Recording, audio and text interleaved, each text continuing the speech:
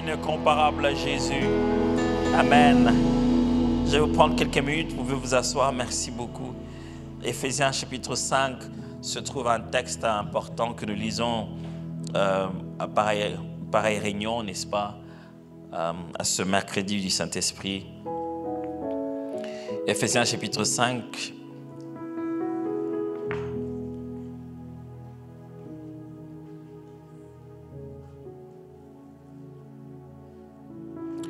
On peut commencer à partir du verset 17. Éphésiens 5 à partir du verset 17. Après cette lecture, je vais tenter pendant quelques minutes de nous encourager à garder à l'esprit durant toute cette année et à partir d'aujourd'hui, tiens, si ma mémoire est bonne, c'est notre premier mercredi de l'esprit de l'année, à garder en nous cette pensée d'être rempli du Saint-Esprit.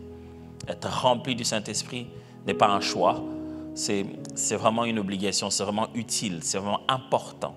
Je vais dire c'est crucial, c'est fondamental dans la vie d'un chrétien d'être rempli du Saint-Esprit.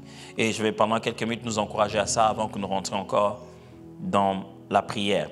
Éphésiens chapitre 5, donc à partir du verset 17. C'est pourquoi ne soyez pas inconsidérés, mais comprenez quelle est la volonté du Seigneur. Je lis la version seconde 1910, il y a des mots vieux. C'est pourquoi ne soyez pas inconsidérés, mais comprenez quelle est la volonté du Seigneur. Ne vous enivrez pas de vin, c'est de la débauche. Soyez, au contraire, remplis de l'Esprit. Entretenez-vous par des psaumes, par des hymnes et par des cantiques spirituels, chantant et célébrant de tout votre cœur le louange du Seigneur. Rendez continuellement grâce pour toutes choses à Dieu le Père, au nom de notre Seigneur Jésus-Christ, vous soumettant les uns aux autres dans la crainte de Christ. Paul écrit aux Éphésiens, aux frères et sœurs qui étaient à Éphèse, et il n'a pas des questions particulières de leur part, il est juste motivé par son cœur pastoral pour l'Église à leur écrire. Alors il leur écrit en sélectionnant précisément des choses qu'un pasteur aimerait bien que l'Église locale qu'il est en train de diriger puisse connaître. Vous savez, c'est plus facile si l'Église lui envoie une lettre en disant « Écoute Paul, on a des problèmes ici, il y a des histoires de viande sacrifiée aux idoles, et puis il y en a de ceux qui disent « Tout m'est permis, mais tout n'est pas utile ». Là, il répond et on lui dit « Écoute, il y a un niveau d'impureté ici, d'impudicité à l'Église. Paul, il faut que tu saches que vraiment ici, les gens font tout en n'importe quoi avec les dons spirituels. Tu sais, les gens, ils s'enivrent même au moment de la Sainte Seine, les gens viennent se remplir les ventres. » Là, il remplit des réponses comme ça aux Corinthiens. Du reste, il a écrit à peu près 3 lettres aux Corinthiens, on en a retrouvé que 2. Mais aux Éphésiens, ce ne sont pas des questions qu'on lui envoie à lui, mais c'est lui qui prend l'initiative d'écrire aux Éphésiens. Donc, il doit être très précis. C'est quand même un exercice difficile de la part d'un pasteur. Qu'est-ce que je dois écrire, qu'est-ce que je ne dois pas écrire? Qu'est-ce que je dois écrire d'essentiel que, même si je ne serai pas là, même si je ne sortirai jamais de prison, même si je mourrai, qu'est-ce que je dois écrire de si essentiel qu'ils vont absolument retenir? Qui serait le résumé de tout le ministère, de tout ce que je leur ai enseigné? Qu'est-ce que je vais leur écrire qui leur servirait de carte? De sorte que quand ils se perdent dans leur foi, même quand je ne suis pas là, ça leur permet de se retrouver comme référence. Dans cet état d'esprit, Paul commence à aborder les choses importantes qui concernent l'Église. Il ouvre cette lettre en parlant du grand mystère de tout le temps, selon lequel, voilà, il était prévu que non seulement le juif se sauvait par le Messie, mais aussi les païens qui étaient dans le projet de Dieu, donc le non-juif, nous, vous et moi, et qu'eux aussi devaient être sauvés. Et ces plans-là étaient là, il était là en filigrane depuis l'Ancien Testament, et très peu de gens le voyaient. Et Paul, vous savez, Paul, c'est quelqu'un qui n'hésitait pas à dire ce qu'il pense. Et il écrit en disant, en lisant ces choses, vous pouvez vous faire une idée du mystère, de la connaissance que j'ai du mystère de Christ. À un moment donné, on s'est dit, est-ce qu'il est un peu orgueilleux là? Il dit, mais quand vous lisez les choses que je vous écris, vous sentez que je sais de quoi je parle. Bon, heureusement qu'à son époque, il n'y avait pas TikTok. les gens auraient fait des vidéos pour montrer son orgueil et tout. Mais ce n'est vraiment pas dans un état d'esprit d'orgueil. Il veut juste leur dire, Dieu s'est révélé à moi et il m'a appris quelque chose. Il m'a appris quelque chose à donner à l'Église. Et les interprétations que je vous donne de ces textes vous permettent de vous rendre compte que ces choses ont toujours été là, mais n'ont jamais été vues comme ça. Ça vous permet de voir ce que j'ai vu, moi, et ce que j'ai compris. Et il s'en va vers la fin de sa lettre, ici, c'est le dernier chapitre, l'avant-dernier chapitre plutôt. Et il commence à aborder des choses très pratiques et très pastorales. Et c'est un peu comme, écoute, c'est un peu comme le jour où ton enfant veut s'en aller à l'université, aller habiter dans les homes de l'université, ou bien le jour où ta fille veut se marier, ou le jour où ton garçon, il dit qu'il quitte la maison, il va aller vivre chez lui. Vous faites les valises et tout, tu dis, t'as rien oublié, t'as rien oublié. Tu dis, est-ce que tu as pris Moi, des fois, quand je voyage, ma femme me demande des choses pareilles, elle dit, chérie, est-ce que tu as pris ceci? Tu as pris ta trousse, tu as pris... J'ai l'impression que ça sonne comme ma mère, j'ai dit vraiment, franchement. Mais c'est ces cœurs-là de se dire, il est possible que maintenant, il vole de ses propres ailes. Est-ce qu'il a tout ce qu'il lui faut? Et c'est un peu ce sentiment que Paul a. Et en arrivant vers la fin de la lettre, on s'est dit, est-ce que j'ai tout fini? Est-ce que j'ai tout dit de ce qu'il fallait dire? Vous savez, la plupart de ces lettres, Paul les dictait, il ne les écrivait pas. Et quand il écrivait de ses propres mains, il écrivait dans son écriture, il écrivait qu'il a écrit lui-même. Des fois, il écrivait en disant, vous pouvez vous rendre compte de la grosseur des Écritures qu'il s'agit de ma propre main. Vous savez, donc ce qu'il faisait, il dictait. Il faisait les 100 pas, il dictait, et on écrivait, il dictait, on écrivait. Alors, si tu écris encore que tu peux voir tes pages, tu sais ce que tu as dit. Mais si tu dictes, c'est un peu genre... est-ce que je parlais déjà de... Attends. Alors, quand la lettre commence à aller vers la fin, Paul commence à donner des courtes phrases, comme des petites doses uniques. Vous savez, des doses uniques, vous allez acheter un médicament et puis il n'y a qu'une seule pilule à l'intérieur. Une grosse boîte, mais il n'y a qu'une seule pilule. Avec ça, c'est bon. Et c'est un peu ce genre de choses que Paul fait ici maintenant. Il donne des petites doses uniques. Et quand vous voyez la façon de couper ce passage, de couper la fin ici de cette épître, vous vous rendez compte on a des versets qui sont une phrase, une courte phrase. Juste une courte, des fois des mots simplement. Priez sans cesse, c'est bon. Tout un chapitre, tout un verset qui dit priez sans cesse. Et c'est comme s'il est en train de placer des sémences. Il dit, hey, n'oubliez pas, priez sans cesse, oui. Quoi encore? Qu'est-ce que j'ai oublié? Est-ce que tu as pris... Moi, je me souviens quand je suis allé pour la première fois à l'université vivre dans le home, on faisait toujours des petits tours pour aller saluer les parents. Vous savez bien que ce n'est pas saluer les parents. On saluait et les parents et la cuisine et les provisions. Et la nourriture, bien sûr, et l'argent. Et nous, d'habitude, on disait l'argent de transport. C'est juste que, bon, je suis loin, il faut que je paye le transport. Mais on rentrait là-bas pour récupérer tout ce qu'on a oublié. C'est là, quand je reviens, je me rends compte, oh, ça, j'en ai pas. Et tout ce qu'on n'a pas assez. Et Paul sait. Paul, c'est l'un des missionnaires qui est conscient de son appel. Il sait comment il va finir. Dès le premier jour de son appel, le Seigneur lui dit, toi, je t'ai appelé pour souffrir pour moi. C'était clair. Il lui a révélé de quoi il allait souffrir. Paul sait que là, cette direction que j'ai prise, je prêchais, puis je vais souffrir, puis je vais mourir. Et quand il commence à avoir l'histoire d'être en prison, il sait qu'il est en direction de mourir. N'importe quand peut être la dernière fois, ça peut être la dernière lettre. Alors, il leur donne quelque chose de très important. Il dit, écoutez, soyez pas fous. Ne vous comportez pas comme si vous ne preniez pas compte du temps dans lequel nous sommes. Comprenez chaque fois ce que Dieu veut. La volonté de Dieu est importante. Vous avez votre volonté, vous voulez bien faire des choses, mais ce que Dieu veut prime au-dessus de tout. Et il dit, ne vous enivrez pas de vin. Paul, en ce moment où tu peux peut-être plus jamais nous rencontrer, on veut parler du vin, franchement. C'est comme quelqu'un, tu vas à son lit d'hôpital, il dit, je vais dire mes dernières volontés. Et puis il dit, mon fils, ne t'enivre pas de vin. Bon, venant de quelqu'un qui mord et qui est en train de mourir parce qu'il était alcoolique et que ça détruit tous ses poumons, tu te dis, c'est un meilleur conseil. Mais venant de Paul, vraiment, tout ce qui t'intéresse dans nos vies maintenant, là, t'es sérieux, maintenant tu nous parles de vin. Il faudrait savoir qu'à Éphèse, il se faisait des cultes de Dionysos, qui était une divinité qui était considérée dans la...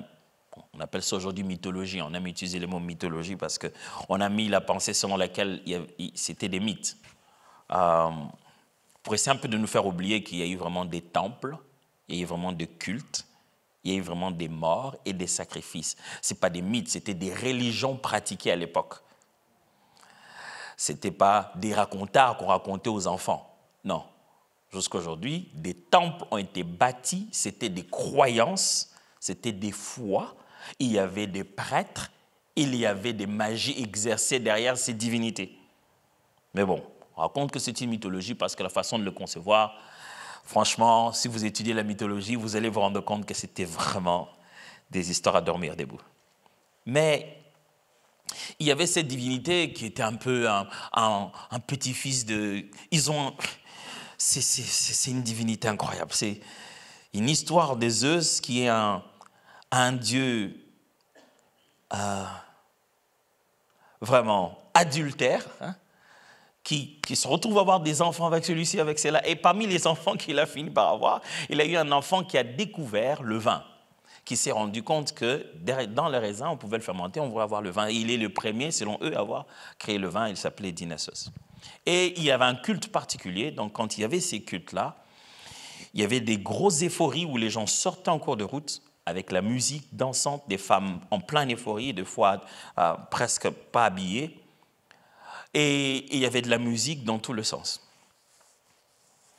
Et le vin était l'élément principal qui était censé les mettre dans cet état. Le vin faisait partie du culte. Il faisait partie non seulement de quelque chose qu'on boirait pour soi-même, mais ça commençait à faire partie de l'élément cultuel qui caractérisait les Éphésiens. Les Éphésiens, il ne leur dit pas « ne vous enivrez pas de vin » comme s'il voulait leur dire « ne soyez pas buveurs ». Non, il veut leur dire « ne faites pas du vin un élément central de votre vie ». Vous savez, quand on fait maintenant un culte, c'est que le vin n'est plus qu'une substance alcoolisée. Le vin devient une connexion à cette divinité. Je ne sais pas si vous me suivez ici. Alors, ils sont dans un contexte où c'est quand on boit, on est connecté. Vous voyez dans quoi ils sont? Alors, quand on est connecté, le culte passe à des orgies, ça devient... Ce sont des cultes incroyables et juste pas à décrire. C'est quand ils sont super connectés par le vin et qu'ils passent à des niveaux bizarres de leur culte. Je me souviens, j'étais plus jeune, je ne sais pas si vous avez déjà vu ça, mais moi j'ai regardé beaucoup de films de Jackie Chan. Bon, parce que j'avais vraiment le choix, c'était tout ce qu'il y avait à la télé. Mais il y avait un de ces films où il devenait très fort parce qu'il a beaucoup bu. Je ne sais pas si vous avez vu ça. Il a tellement bu qu'il sait faire des prises qu'il ne faisait pas avant. Hein? Désolé, il fallait voir ça avant que YouTube n'existe maintenant.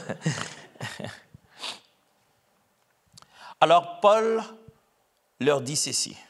Paul utilise la même méthode que Jésus utilisait souvent. Paul a beaucoup utilisé cette méthode où il vient, il trouve les pratiques que les gens avaient déjà. Il leur dit, je vais partir de ce que vous avez pour vous expliquer ce que vous n'avez pas et je vais faire une similitude. Il vient à Athènes, il leur dit, j'ai vu un temple où il s'écrit un Dieu inconnu. Je vais vous parler de ce Dieu inconnu-là. Paul, comment tu sais que ce Dieu inconnu-là, c'est celui dont tu parles? Et donc, je vais partir de votre idée selon laquelle il y a un Dieu qui n'est pas dans votre liste. Et j'ai parti de cette idée pour vous montrer qu'il existe bel et bien le seul et le véritable Dieu. Et ici, Paul fait la même chose. Même chose que Jésus a fait à Pierre. Hein. Il a dit, si je te connais pêcheur de poissons, mais suis-moi, je ferai de toi pêcheur, mais d'hommes. Un métier qui n'existait pas. Jésus lui a créé un métier en disant, aujourd'hui, tu deviendras pêcheur d'hommes.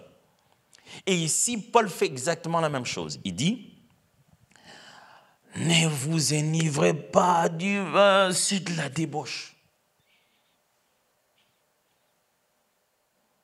Mais au contraire, dans le texte en grec, il leur dit, mais au contraire, soyez ivres du Saint-Esprit. Il leur utilise exactement la même pensée. Il dit, le problème n'est pas dans l'ivresse, le problème est dans la substance. Qu'est-ce qui vous rend ivre? Je vais vous proposer de garder cet état d'euphorie. Je vais vous proposer d'entrer dans cette forme d'extase, mais pas d'alcool et de vin. Mais si vous pouvez perdre vos moyens et devenir, quand on vous voit en route, on se dit qu'est-ce qui lui est arrivé, il n'est pas normal, que ça ne soit pas parce que c'est le vin qui vous a fait ça. Paul s'attend à ce que quand quelqu'un est rempli du Saint-Esprit, il tienne un comportement illogique. Paul s'attend à ce que quand quelqu'un est rempli du Saint-Esprit, ceux qui se pensent être normaux le prennent un peu pour zinzin. Je ne sais pas si je me fais comprendre ici. Paul ne s'attend pas à ce que quand quelqu'un arrive là où les gens sont remplis du Saint-Esprit, ils les trouvent tous bien calmes comme dans une réunion de parlement, quoi. Non, Paul s'est dit, si quelqu'un vient, il vous verra aussi ivre, mais pas des mêmes raisons.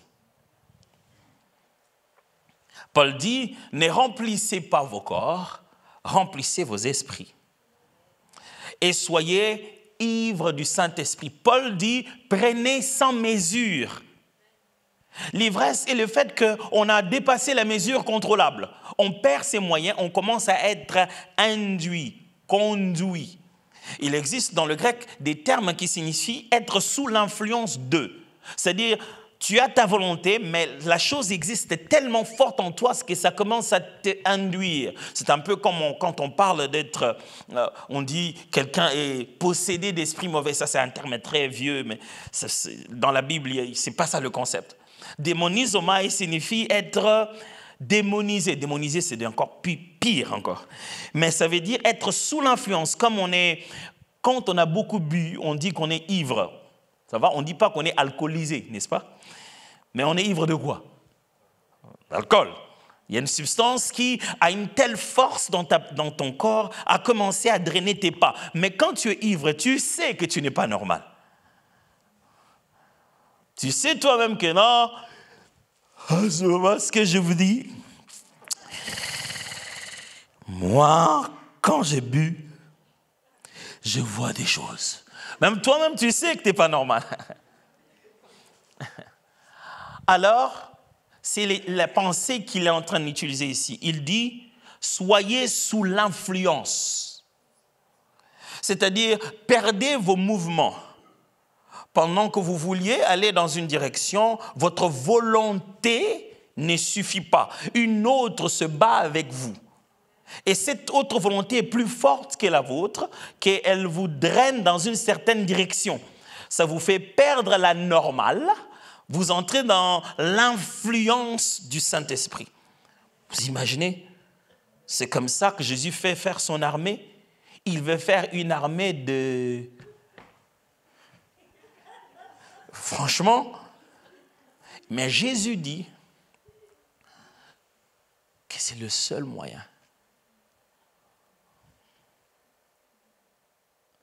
Dans ce monde où les gens sont ivres d'Internet, ivres de péché, on ne va pas battre cette ivresse en restant sobre. Vous ne vaincrez pas le monde en restant sobre. Vous ne deviendrez pas un chrétien fort en ayant les deux pieds sur terre.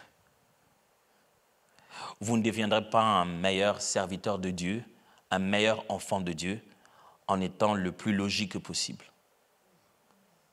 Vous le deviendrez en étant rempli du Saint-Esprit. Et ça vous fait perdre pied. Parce qu'il n'y a pas de mesures tolérables, des mesures contrôlables. Si ta vie avec le Saint-Esprit, c'est encore une mesure totalement contrôlable, à 100% tolérable, mon ami, c'est très difficile. Parce que c'est seulement quand vous êtes rempli du Saint-Esprit que vous n'accomplirez pas les œuvres de la chair. Vous voyez ça? C'est quand vous êtes rempli du Saint-Esprit que vous passez à un état supérieur qui vous permet de contrôler la chair. Vous savez, des fois, nous passons beaucoup de temps à vouloir contrôler la chair. Mais Jésus dit, non, ça va de soi en fait. Soyez remplis du Saint-Esprit, automatiquement, dans le grec, il y a vraiment ce lien de cause à effet. Ça veut littéralement dire, soyez remplis du Saint-Esprit, cela fera en sorte que vous ne puissiez plus accomplir les œuvres de la chair. Donc ça se fera de soi. C'est-à-dire, dès que vous vous mettez dans la balance d'être rempli, les œuvres de la chair, ça disparaît. Ça va automatiquement avoir l'effet. Mes frères et sœurs, j'aimerais nous encourager pendant cette année, et en commençant par aujourd'hui, à être remplis du Saint-Esprit. Encore là, la question vient, c'est quoi en fait être rempli du Saint-Esprit? Être rempli du Saint-Esprit, c'est prendre conscience de Dieu au-delà de nos émotions. Quand l'Esprit de Dieu te remplit, il te fait prendre conscience de Dieu sans passer par ton ressenti. Il bâtit dans la connaissance, pas dans l'information. Il bâtit dans la connaissance de l'homme intérieur, la certitude de Dieu. C'est parmi les premières des choses qu'il fait en toi. Tu sais que Dieu est, il est là avec toi et il t'écoute. Vous savez, ces moments où vous avez l'impression, je sais que Dieu est là, je sais que Dieu est avec moi, là, Dieu est avec moi. Être rempli du Saint-Esprit, c'est aussi le fait que dans ton homme intérieur, au-dedans de toi, ta nature, je vais appeler ça la nature divine, comment Dieu t'a créé pour lui ressembler, cette nature divine-là reprend le commande du reste des autres aspects de ta vie. C'est-à-dire ton homme intérieur devient fort. Ça te donne une autre forme d'autorité et de volonté au-dessus du quotidien et au-dessus des besoins physiques. Vous savez, des fois vous dites, pourquoi vous vous êtes converti? Qu'est-ce qui a fait qu'un beau jour vous ayez décidé d'abandonner le péché? La Bible dit que vous étiez mort en fait. Et Dieu vous a ramené à la vie. Ce que vous croyez être juste la volonté, ce jour-là, j'étais décidé, à partir d'aujourd'hui, plus jamais, c'était plus que ça. C'est que l'Esprit de Dieu a vivifié ton esprit qui était mort. Et ça t'a redonné un degré de volonté qui dépasse la force psychologique, qui est une volonté à l'intérieur de ton être et non pas de tes pensées.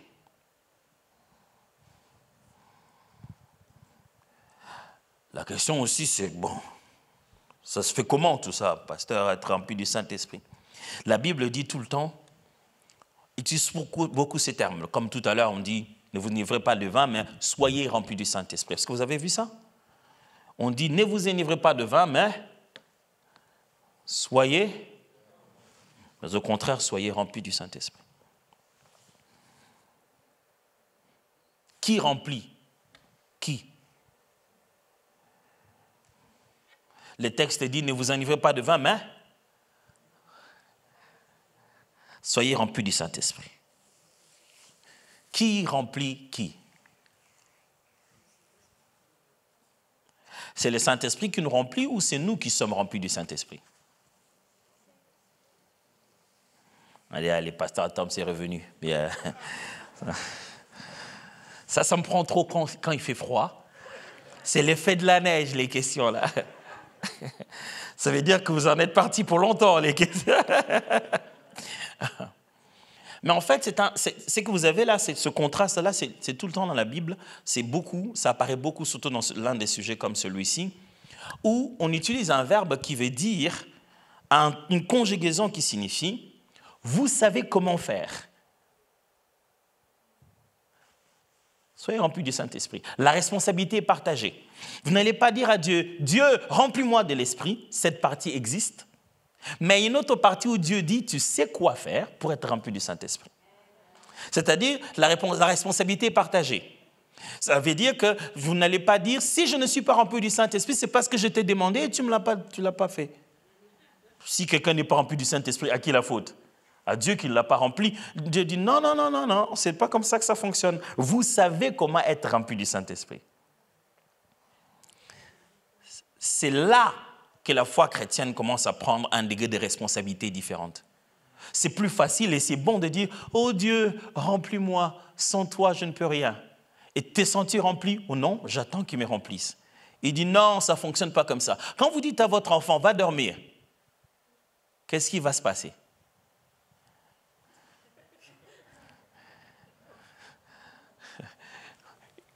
Dites la vérité. Quand vous lui dites « Va dormir », qu'est-ce qui se passe? Il va dans la chambre.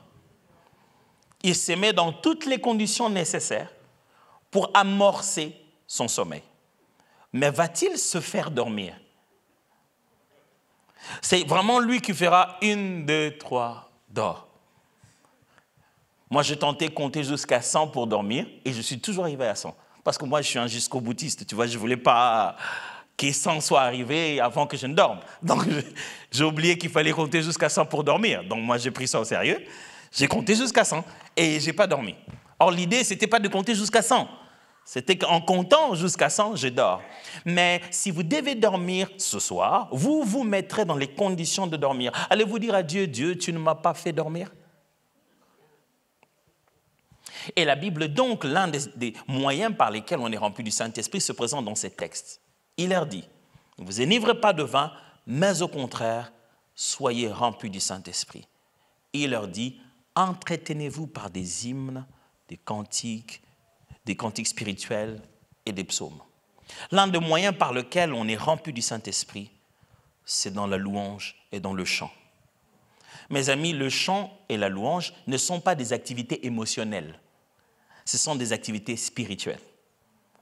C'est pour cette raison, même quand Christ sera revenu, parmi notre activité principale dans l'éternité, ce sera lui chanter des cantiques. Les cantiques ne vont pas passer. Les cantiques vont continuer. Parce que le chant n'est pas terrestre. Le chant est céleste. C'est une activité que même les anges font.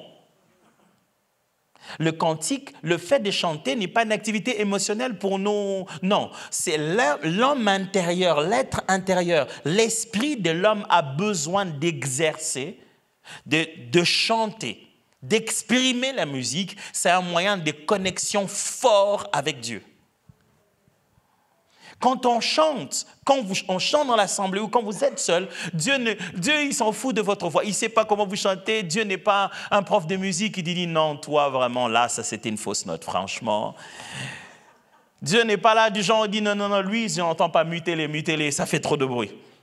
C'est qu'il veut ce que tu ouvres ta bouche et que tu fasses ce que tu appelles chanter. Même si nous on n'appelle pas ça chanter. Mais ce que tu fais là est une activité spirituelle. C'est comme la respiration. C'est comme la respiration d'un arbre. Tu es en train de libérer l'oxygène et tu es en train de libérer du carbone et tu prends l'oxygène. Chaque fois que nous chantons le louange de Dieu, il s'est fait un processus de renouvellement de notre être intérieur. Et Paul dit, pour que vous soyez remplis du Saint-Esprit, entretenez-vous. Bon, ce n'est pas de ça qu'on va parler aujourd'hui, en fait, j'ai juste élevé ça. Il donne 3 types de chants, 3 types de louanges à l'intérieur. Il parle des hymnes, il parle de cantiques spirituels et il parle des psaumes. Ce sont 3 types totalement différents. Mais ce que j'aimerais insister ici, c'est que vous voulez être remplis du Saint-Esprit, vous devez changer votre relation avec les louanges, avec la musique, avec les cantiques spirituels. Ça doit chanter. Ça doit complètement changer. Vous voulez rester ivre. Ici, on s'enivre de musique. Est-ce que vous en buvez? Combien en avez-vous bu depuis ce matin? Si ce que l'on boit enivre notre esprit, on doit être sélectif à ce que l'on boit. Si vous avez rempli votre journée de musique qui vont vous déprimer, vous serez déprimé. Imaginez-vous, un roi a voulu se faire Dieu. Quelque part à Babylone, on est venu lui donner une bonne idée. On a dit, tu sais quoi? Toi, tu peux devenir Dieu. Hein? Elle dit, mais c'est une bonne idée, ça. On va te faire une statue et les gens vont se prosterner et dire, ah, tiens, ça, c'est bien ça. Ça, c'est bien ça. Et on lui a fait des statues et les gens commencent à se prosterner. Mais avant que les gens ne se prosternent, on dit, c'est au son des instruments. On a fait une liste des instruments.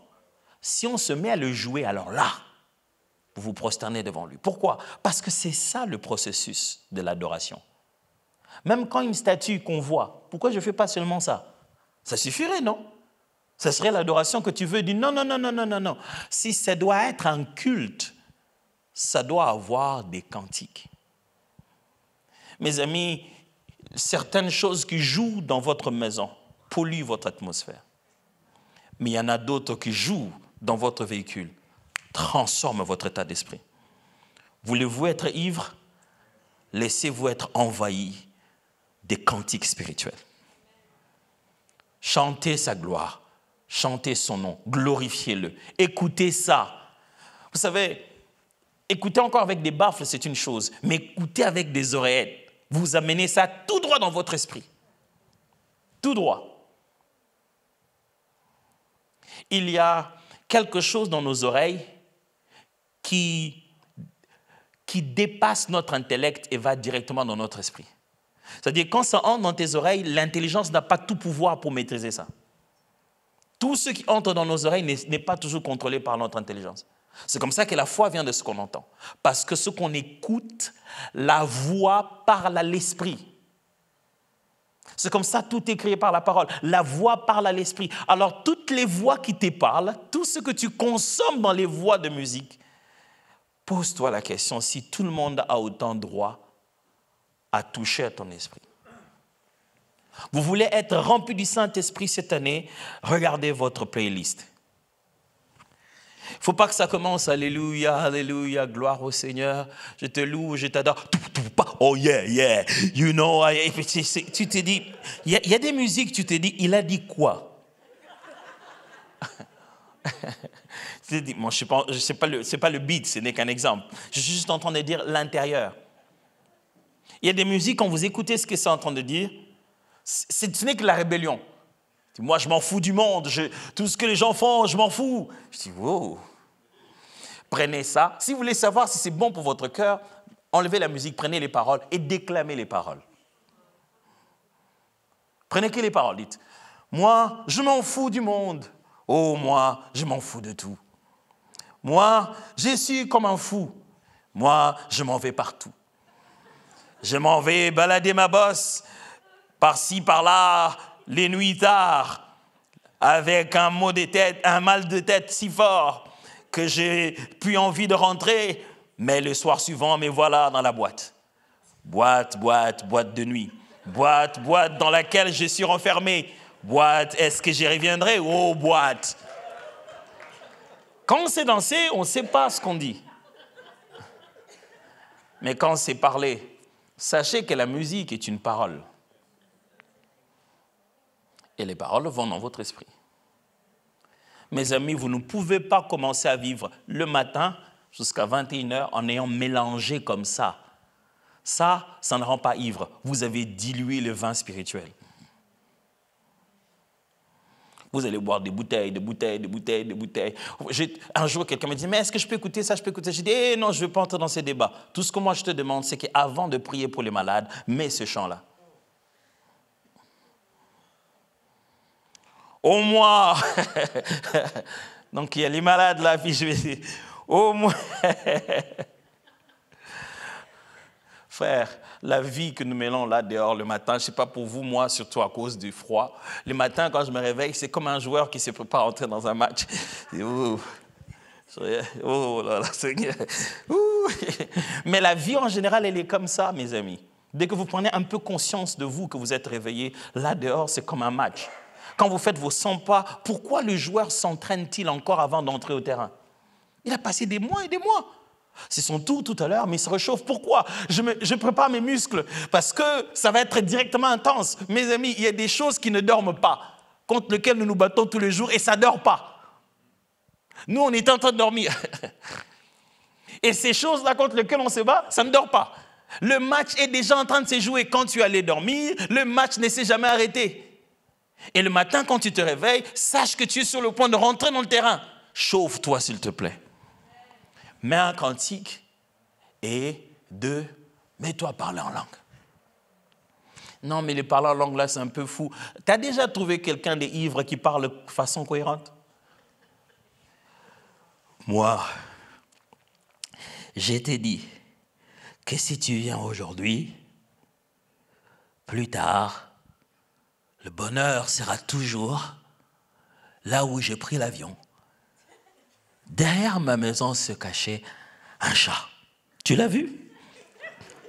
Ça, c'est quelqu'un qui ne sait plus de quoi il parle. Sa tête ne sait plus, tout inhibé. Dieu dit, il y a un moyen pour vous, lorsque vous êtes complètement ivre pour le monde, de tenir un langage que le monde ne comprendra pas. Nous ne parlons pas en langue pour sonner bizarre. Non, nous parlons en langue parce que c'est un langage spirituel.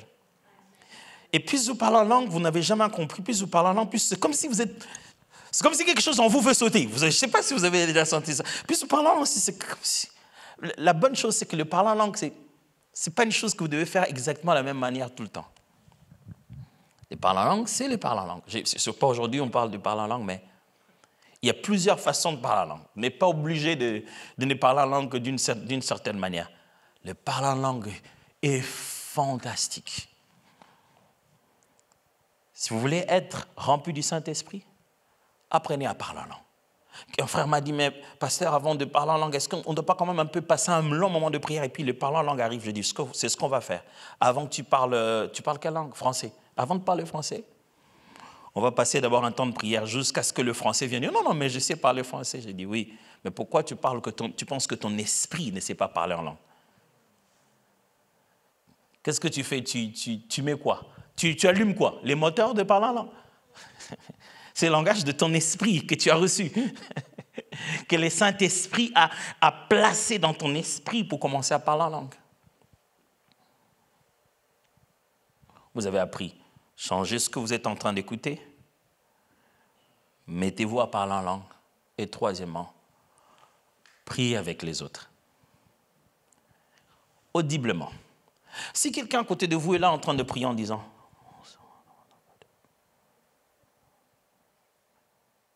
ça ne nourrit pas votre esprit. Vous pensez que Jésus ne pouvait pas communiquer autrement avec l'eau pour qu'il puisse se calmer? Jésus. Pensez pas qu'il pouvait communiquer autrement avec l'eau? L'eau qui s'est énervée, Jésus peut communiquer autrement. Mais Jésus ose utiliser la parole pour un objet, pour une chose qui n'a pas d'oreille. Est-ce que le problème est dans les oreilles ou dans le fonctionnement réel de la parole? Jésus dit, tais-toi! On s'attend à ce que l'eau dise quelque chose, franchement. Ça, c'est pas une folie, ça. Il parle à l'eau. D'ailleurs, c'est ça ce que je dis. Mais quel genre d'homme qu'il est qui parle à l'eau? Non, là, c'est limité. Là, ça serait un fou. Mais que l'eau obéit. Quand nous prions ensemble, mes amis, la raison pour laquelle nous parlons, ou nous, pas nécessairement aller fou, mais nous parlons, c'est aussi pour édifier le cœur de ceux qui sont autour de nous. Il y a des paroles dans la bouche de ton voisin que tu as juste envie de dire « Seigneur, Amen, fais ce qu'il a dit ». Vraiment, c'est exactement ça, Seigneur. Ah. Et quand la prière monte dans l'assemblée et que l'on prie ensemble, ça nourrit ton esprit. Tu quittes cet endroit différent. C'est comme une flamme dans laquelle tu viens placer ton bois à l'intérieur.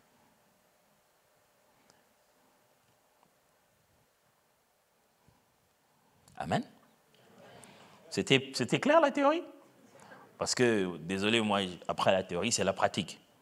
Donc, il me reste quelques 5 minutes. Voilà comment on va le répartir. Harry, vous pouvez revenir? On va répartir ça d'après les 3 choses qu'on a dit. On a dit combien les choses? Louange, oui. Prier en langue, oui. Et prier ensemble. Super. On a suffisamment de minutes pour faire le tout. Ça ne va pas durer. Il y en a un qui a retenu 20. Oui, j'ai dit aussi 20. Oui, mais c'était tout au début.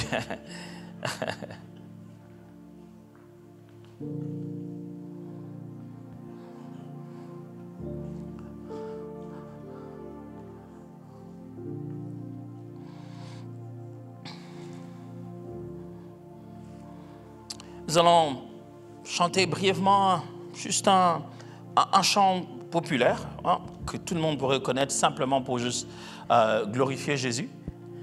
Et après ça, nous passerons 3 minutes exactement. Et j'aimerais vraiment pendant ces 3 minutes, si vous le pouvez, ne pas parler en français, juste parler en langue. Mais si vous n'avez pas encore pu parler en langue jusqu'aujourd'hui, continuez encore dans le louange.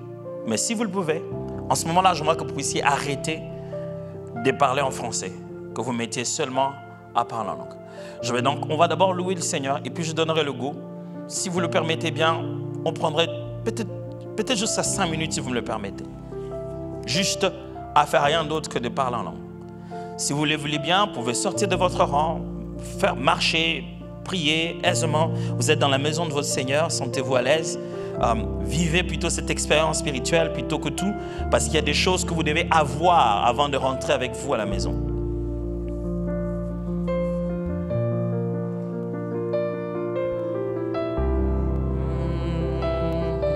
Ton nom. Come on, sing.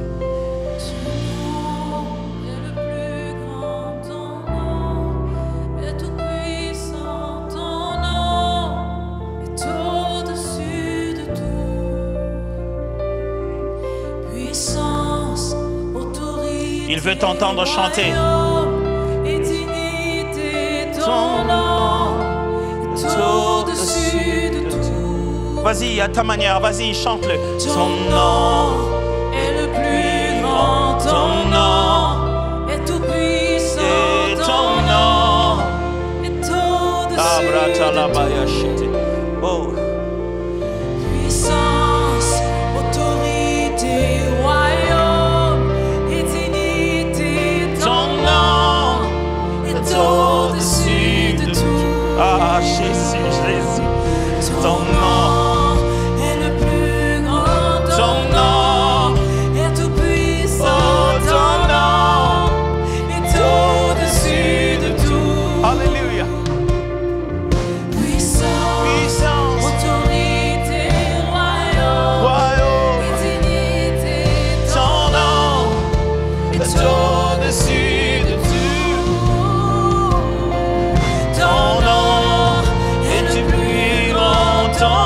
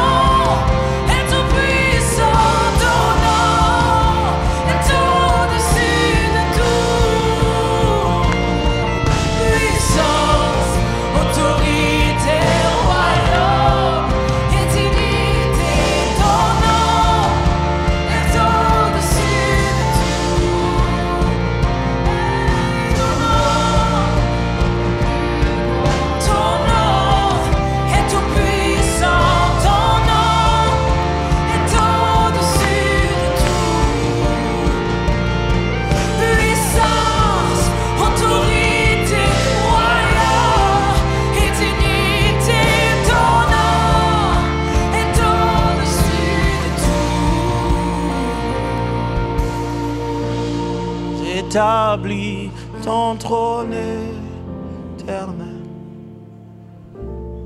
Par nos louanges, nous t'invitons.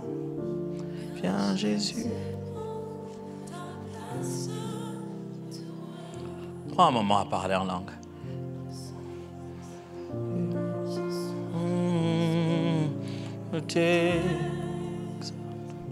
Keep singing.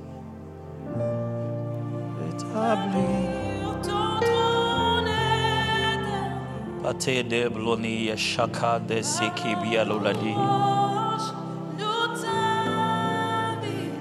Pate kabish kabolate mradi anenego.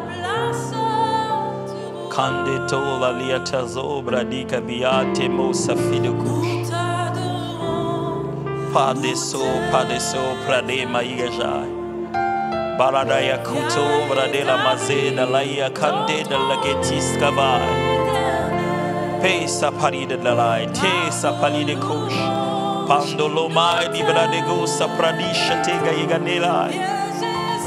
Mando bikabe kabradea shamai. Paradia bradoka sheba delele bosote branela muta bariga te abaradea sha bandila boka baya shadela baya te parida go nambo de benisa mango de lebiako raga shaga te kerede bosa pranea dia no babata nanai ezindo koshoni paladia mando bradekai peresoti dali ebranetali brada la baya shadai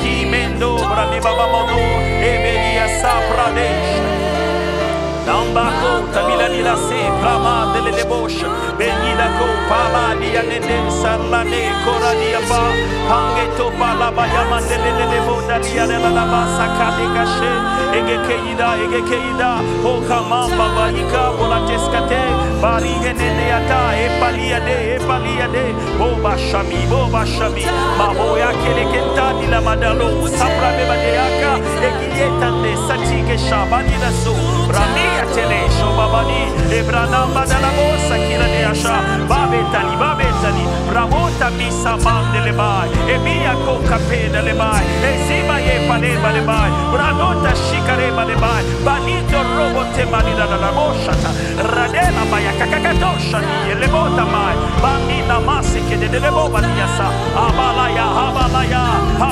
bato che pene di mase e peteli midase bravo shani balade mutale sapanatale pasena kana shabrata la mai ne bana sandele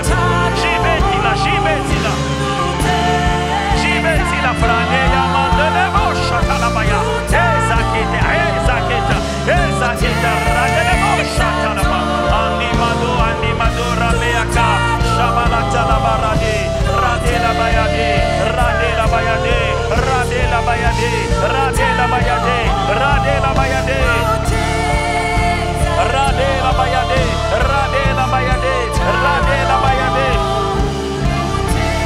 so patile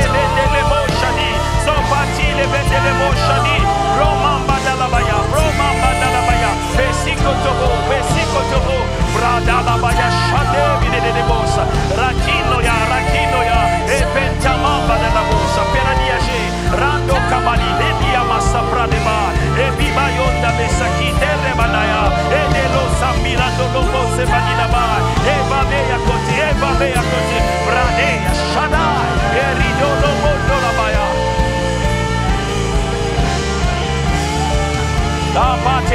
tapatera ba beso che tera ba patakera ba ribo shamande le bedelei ezamanda kai radela malola brade gashi ezede korra bababati e nina mande le